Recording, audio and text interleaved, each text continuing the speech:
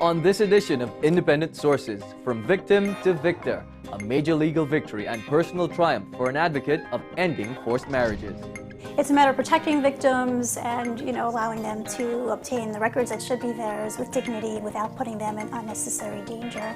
And Me as Her, a Brooklyn-based artist explores age and identity through art. In a way, I'm holding up the mask, but I was also assuming the identity. I was thinking about it. Those stories and more coming up on Independent Sources.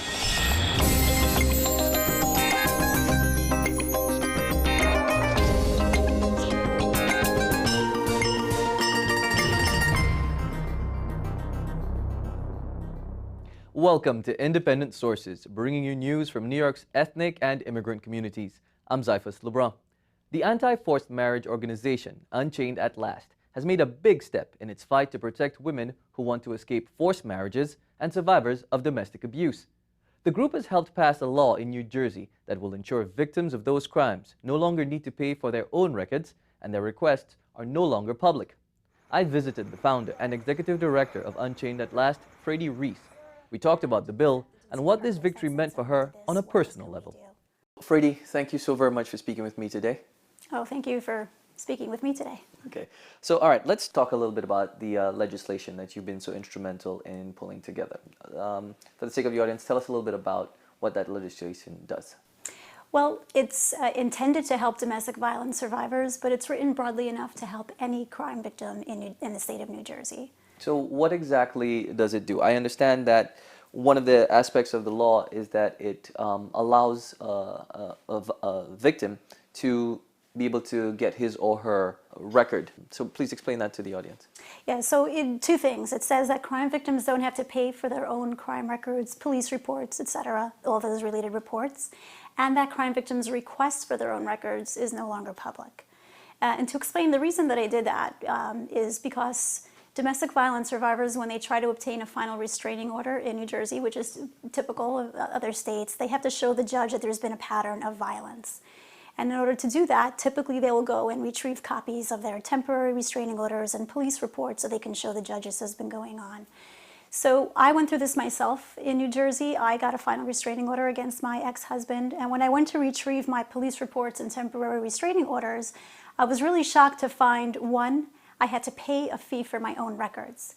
And I thought, well, that's insulting to crime victims, and also there might be somebody who doesn't have that money and will therefore decide not to get a final restraining order, which is just a shame. The other thing that horrified me was that my request for my records itself became a public record under state law. Obviously, my ex-husband could have found that. It would have enraged him. It would have put me in unnecessary danger. And so this law says crime victims no longer have to pay for their own records, and their requests for records no longer public. So this is a matter of protecting the victims instead of having them go through something even worse. It's a matter of protecting victims and, allowing them to obtain the records that should be theirs with dignity without putting them in unnecessary danger. And as I said, it's especially helpful to domestic violence survivors who are trying to get that really important final restraining order. Mm-hmm. How long did it take you to pull all of this together? Well, it took only probably a little over a year, maybe a year and a half. And I hate saying that because I don't want people to think that it's always that easy to get legislation passed. The reason it took that little amount of time was, there were several reasons. One is it's common sense legislation. There was nobody who came out against it.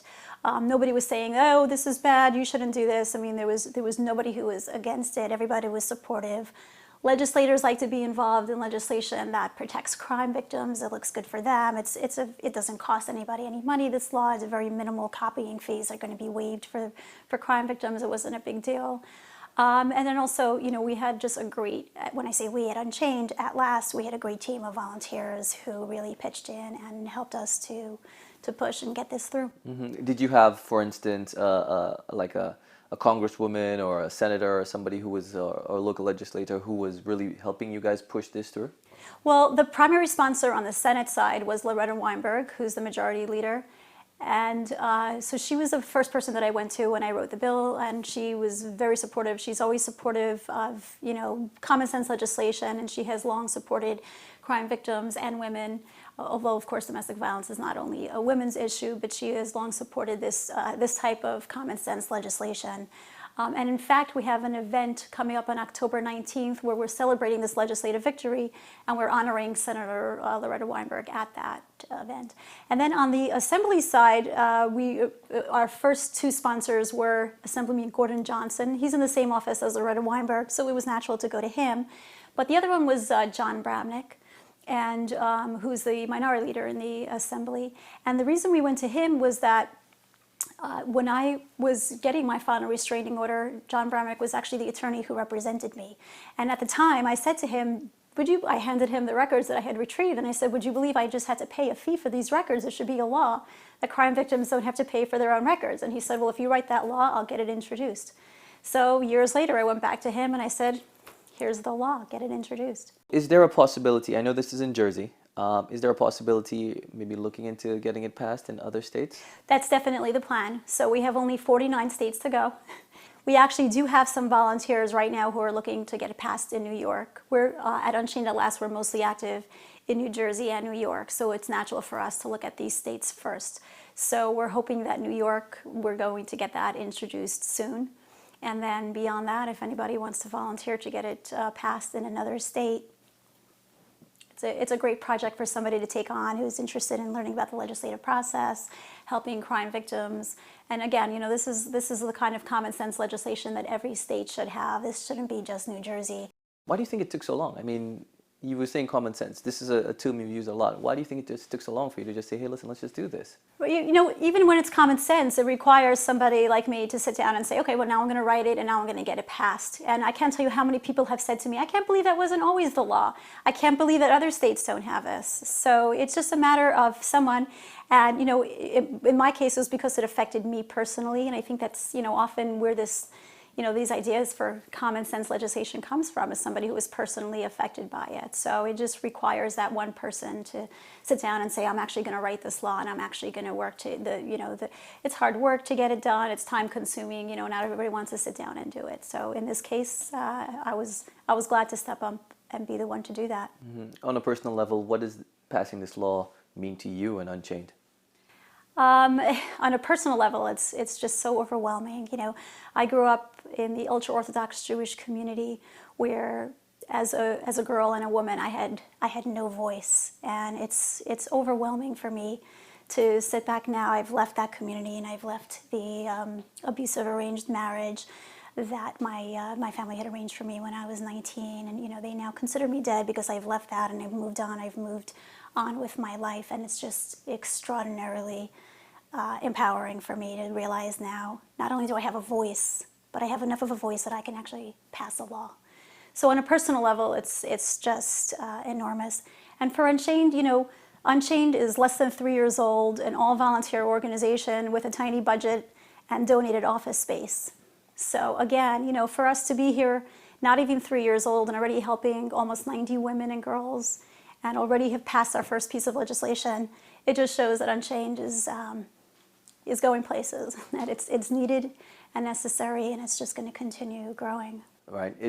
And you know, just to kind of go back to that, is this the legislation that perhaps puts you on the map, Unchained, as even a more powerful voice for your cause?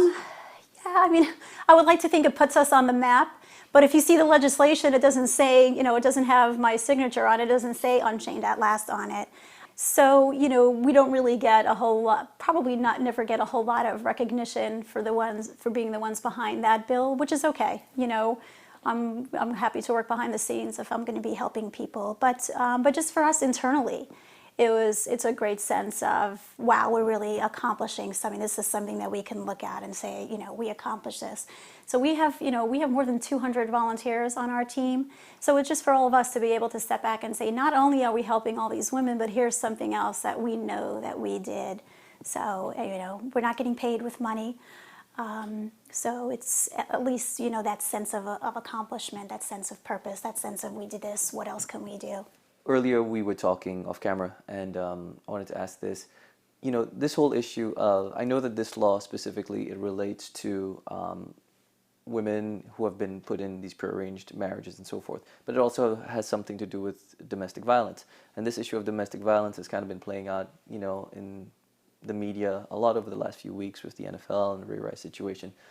Do you think that domestic violence and this whole issue of arranged marriages, do you think it's something that's kind of still in the shadows that people don't talk about? Well, I think that really depends on the community. Like, for example, in the Orthodox Jewish community where I grew up, domestic violence is still something that people don't like to talk about, and there's very little understanding of it. I think in the wider community, we've come a very long way in terms of domestic violence. And just the term domestic violence is something that everybody recognizes, and in a way that I kind of wish people recognize that forced marriage happens in the US. I still have people saying to me, what, forced marriage? You must work overseas if you're dealing with that. So I think we've come a really long way in making people aware that it happens, and using the term domestic violence, understanding that that's a problem, understanding it's an issue. The whole issue with the NFL. I mean, I think some of it scares me a little bit.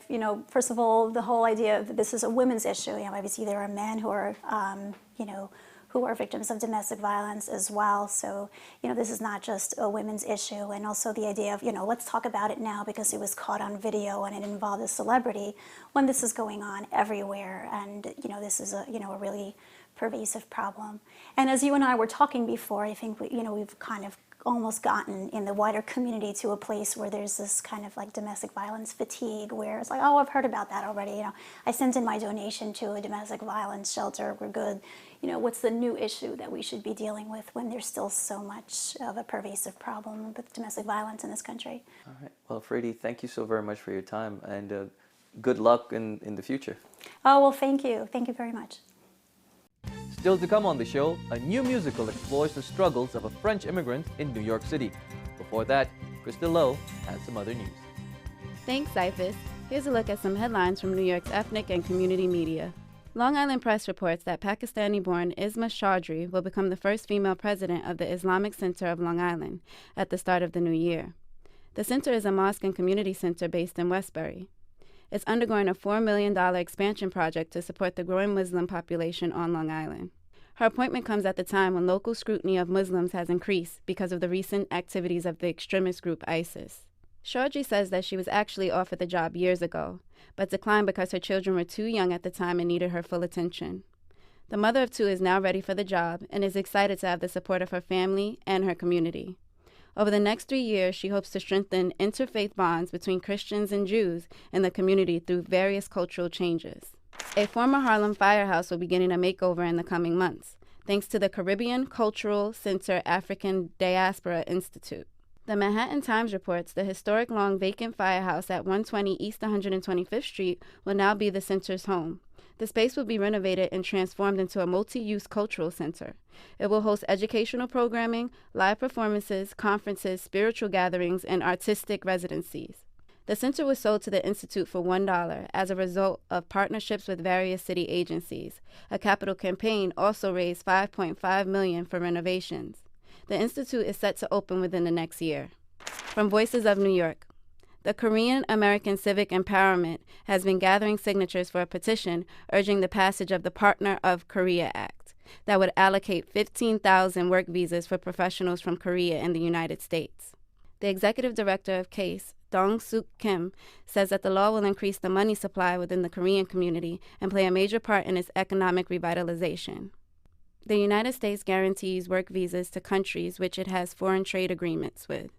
Singapore is allowed 5,400 visas, Chile 1,400, and Australia 10,500.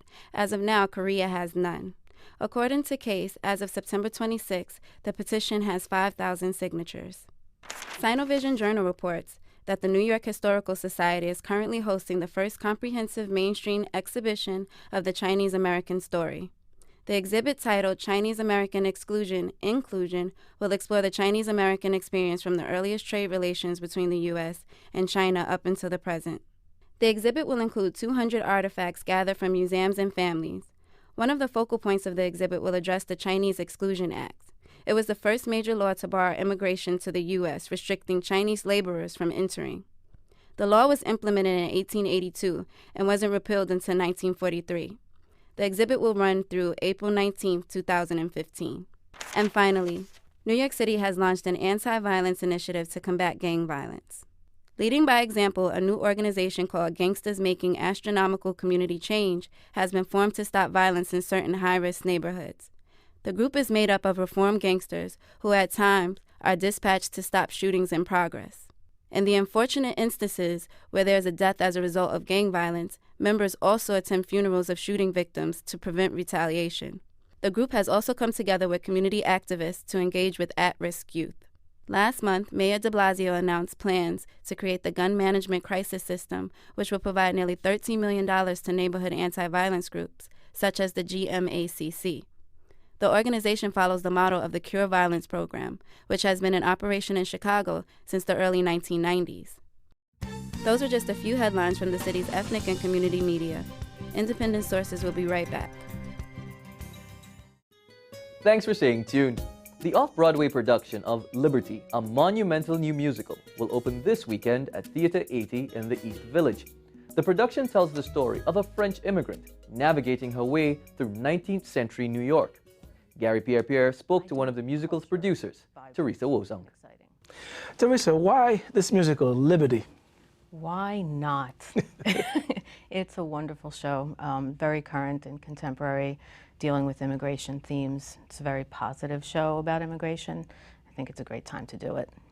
Really? Why? Well, I don't know. I don't think anybody's talking about this topic anymore right now. It's a historic show, but it runs parallel to so many things that are happening today. Why you chose a French immigrant? I'm just curious. Well, the Statue of Liberty came from France. Of course. So she comes here as a young French girl, trying to find her way. Mm-hmm. Now, interesting, because of all the groups from around the world who've migrated in large numbers in the U.S., the French, until recently, just came here as visitors and they went back. So why, again, I guess that goes back to my questions, why French, besides the fact that they give us the Statue of Liberty? Well, what we're doing with the show is actually trying to explore the symbolism of the statue and the actual story of the statue. So Bartholdi, who created the statue, he was a French sculptor. They wanted to give us this gift to commemorate our 100-year birthday, and also because we were very happy because we got through the Civil War and abolished slavery. So, well, also, we defeated the arch enemy, the Brits. Yes, yeah. That may have had something to do with it too, but yes, you're probably right. So in telling this story, we have to make the statue French coming here, but she quickly loses her French identity as she tries to learn what America is really about. So it's not really about her being French at all. It's about her being any newcomer to this country. No, earlier we were joking about immigration, and it's an issue that seems to be such a polarizing issue. Why do you think that's the case? I don't know, and I really don't understand. I was looking at some statistics earlier today, and right now the percentage of immigrants living in this country, classified as immigrants not naturalized citizens yet, it's about the exact same percentage of our population as it was in 1890, which is close to when this play takes place. So it's always been a part of our culture. People have always migrated to America for many different reasons. They're still doing it today, and I think that they always will and should always, but every generation there's some sort of controversy about the particular group that's coming at that time. We don't have enough room for this group. We don't have enough room. We've always had room for them. And it's what keeps our country and our culture vibrant and exciting. And also, you are raising money to fund this play. Mm-hmm. It was not easy. It has not been easy, but it wasn't easy for them either. And that's part of the story of the show. The statue arrived here in crates, and the government cut the funding that was supposed to help build her pedestal. So the people actually donated the money for the statue, and that's part of the story here. So it just makes sense that it was not very simple for me to raise the money to do this. But I think that it will have a great life, and it will continue to have, to inspire people, you know, all over the country, hopefully, and they will, the whole point of it is so that they will take the show, make it their own, and perform it on Who's their your own. audience? Who do you want to see this play, and what do you want the takeaway to be? You know, I want as many people as possible to see this play. I think it's appropriate for just about any age group. I also think it's very appropriate for tourists to come because they're all fascinated with the Statue of Liberty and the story of America presented in this way. Everybody loves a great musical. When you're entertained, you usually learn something in a fun way that sticks. So we actually, for this show, did something very unusual. Instead of just running the show 8 o'clock, you know, some nights a week, we purposely scheduled it for daytime performances, having a special 11 a.m. performance on Tuesdays for school groups. So, and those are the tickets that went the quickest, you know, so it's appropriate for not really young children because it's fairly sophisticated politically, but it's really great to learn this history. You call it a great musical. Tell us about the cast. How many actors you have, and it's a very small cast. I like to say it's a little show with a huge punch. There are only 8 actors. Some of them play multiple characters. So one actor plays three different, you know, characters in the show. It's very compact. We're doing it at an off-Broadway theater. We will not, you know, overtake the stage with too many bodies. The thing is that the story is universal. All of these characters that are embodied are archetypes that represent different factions of our population then and also now. I know you said this is a story of a French immigrant. Are there other immigrants represented in this play? It's the story of this young girl who comes from France, but the other characters that are in the show, there's an Irish immigrant, there's a Russian immigrant, there is a formerly enslaved individual who is now living free in New York. Black immigrant. Well, not really an immigrant. We can't get technical with the language here. And there's also a Native American character who's represented because that part of the story is actually quite fascinating also. Who else? Oh, Pulitzer is from Hungary. And the character of Emma Lazarus, who is the poet who writes the poem that brands the statue as the mother of all exiles, because it really wasn't intended to be that. She actually is a linguist. She speaks 7 languages, and she becomes fascinated with the statue because she helps translate for a lot of the new immigrants. Sounds like a fun play. It's a great play. They sing and they dance and they have a good time, and then the evil politician shows up and he tries to ruin it all for everybody. Teresa Wozak, thanks for joining us. It was great to be here, Gary. Thank you for having me. The musical runs from October 19th to November 25th. Tickets are available at libertythemusical.com or theatre80.net. When we come back, using masks as an artistic device to explore age and identity.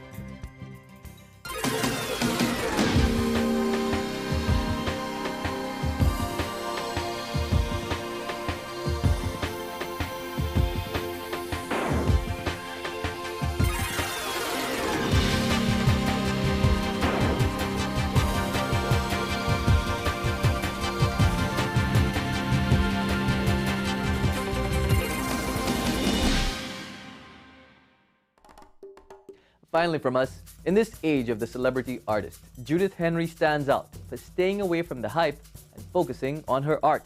In her most recent series, Me as Her, she explores age and identity, using masks to both hide and reveal. Henry creates masks from the faces of famous women, then photographs herself as them. She re-embodies Carmen Miranda, Maya Angelou, and Amy Winehouse, and relocates them to her Brooklyn neighborhood. Judith Escalona spoke to the artist in her studio. This is Agatha Christie, and this is me as Agatha Christie. Judith Henry likes to hide behind her art, to let it speak for itself. She's a conceptual artist who works in a variety of media, including drawing, painting, and photography.